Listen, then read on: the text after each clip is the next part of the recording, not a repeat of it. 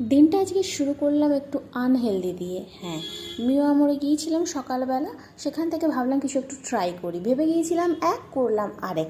নতুন কিছু ট্রাই করার ভূতটা মাথা চেপে গেল, পোকা নেড়ে উঠলো। তাই জন্য এই সমোসাটা নিয়েছিলাম, চিকেন সমোসা, আর হচ্ছে এই কুলচা চিকেন কুলচাটা। তো মিনি সমোসাটা লেয়ারটা পাতলা ছিল, খারাপ নয় খেতে, তবে মোমোর ভেতরে যে ফিলিংটা থাকে না, সেই ধরনের খেতে লাগলো, নট ব্যাড। আর কুলচাটা আমার মোটামুটি লেগেছে, কারণ এটাও মিন্স চিকেনে ভর্তি ছিল, খুব বেশি চিকেন ছিল না। যাই হোক, তারপরে আর পাকামি না মেরে আমি ওই চকো পেস্ট্রি, যেটা আমি সবসময় খাই, সেটাই নিয়েছিলাম। সেটা খেয়ে একটু মনটা শান্ত করলাম। আজকের মাছ কিনে নিয়ে এসেছিলাম, তো একটা বড় সাইজের মাছের পিস এরকম কেটেছি আমি।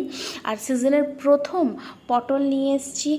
পটল আলু দিয়ে একদম হালকা পাতলা, একদম মানে জিরে ফোড়ন দিয়ে, পেঁয়াজ দিয়ে, টমেটো দিয়ে আর একটু কাঁচা লঙ্কা দিয়ে ঝোল করেছিলাম, আর উপর থেকে ধনেপাতা ছড়িয়ে দিয়েছি, তার সাথে একটু লেবু, ব্যাস সিম্পল। যাই হোক, খেতে ভালোই লেগেছিল, কারণ গরমটা বেশ পড়ছে ধীরে ধীরে। তো সব সময় তো মানে একদম কারি কারি ভালো লাগে না, একটু পাতলা, হালকা পাতলা ঝোলই ভালো লাগে। মাছটার ব্যাপারে বলি, মাছটা কী মাছ ছিল আমি জানি না, তবে মাছটা খেতে যথেষ্ট ভালো ছিল এবং ফ্রেশ ছিল মাছটা।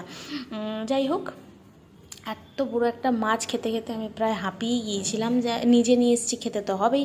এইভাবে আমি আমার মোটামুটি খাওয়া দাওয়াটা কমপ্লিট করলাম। আজকের মতো টাটা, বাই।